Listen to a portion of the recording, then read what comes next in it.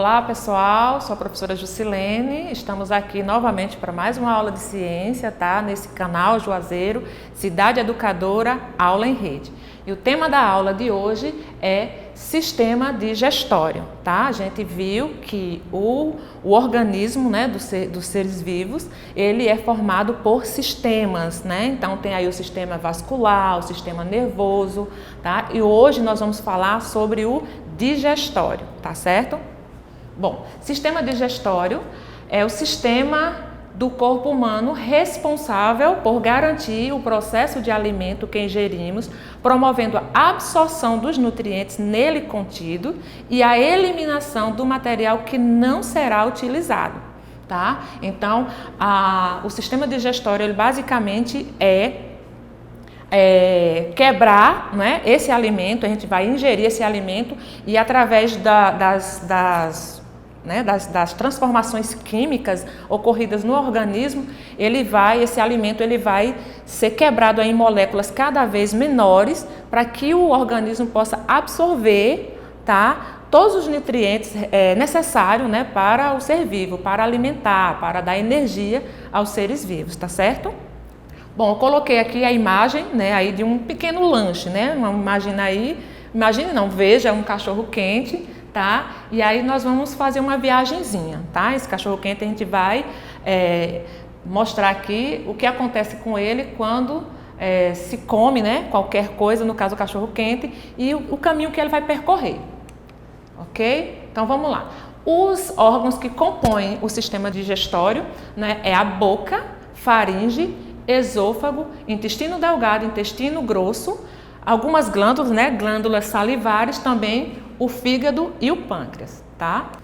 Então, tudo começa na boca, tá? Então, na boca encontramos os dentes, a língua, as glândulas salivares e como é a participação, né, desses componentes aí no processo digestório. Bom, os dentes, eles têm a função já de começar a rasgar, a triturar o alimento, tá? Então, a língua, ela vai jogar esse alimento de um lado para o outro, tá? E aí, as glândulas salivares, elas vão ali soltar, né, a saliva e ela vai ajudar a umedecer, tá? E ali esse alimento, ele vai se transformando, tá certo? Então, uma enzima encontrada, né, nessa parte do sistema digestório que já começa a agir é a ptialina, tá certo? Então, na boca, já vai formando ali o bolo alimentar, que aí ele vai começar está pronto para descer para o próximo órgão, tá certo? Então, vamos lá. O próximo é a faringe. A faringe, ele é um órgão que ele é comum à laringe, né? Ou ele é comum ao sistema respiratório, que é o órgão, né, chamado laringe. Então é comum a questão da gente engasgar, né, ali quando está comendo alguma coisa, porque é o que se diz, foi para o buraco errado. É porque a comida, né, que a gente come, esse bolo alimentar que desce, ele deveria ir para o esôfago e pode ser que entre ali realmente por causa desse estreitamento, tá certo? Então da faringe, tá, esse alimento ele vem aqui, ó, pelo esôfago, tá vendo aqui? O esôfago, ele tem cerca de 25 centímetros, tá? E aí esse bolo alimentar, ele desce por esse canal, digamos assim, e as ondas peristálticas, ou seja, há um movimento, né, nesse esôfago, nesse músculo, que faz com que esse bolo venha se movimentando até chegar no estômago, que é o próximo órgão que vai receber aí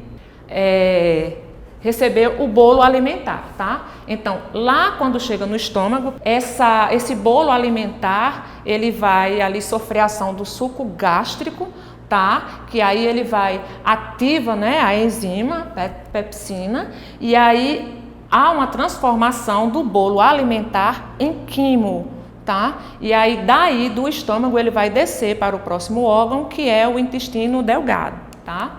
O intestino delgado, ele tem cerca de 6 metros, tá? É aí onde o quimo, ele vai se transformar em quilo. Como? O que é que acontece quando chega no intestino delgado? Bom, o quimo, ele vai sofrer a ação aí do suco pancreático, tá?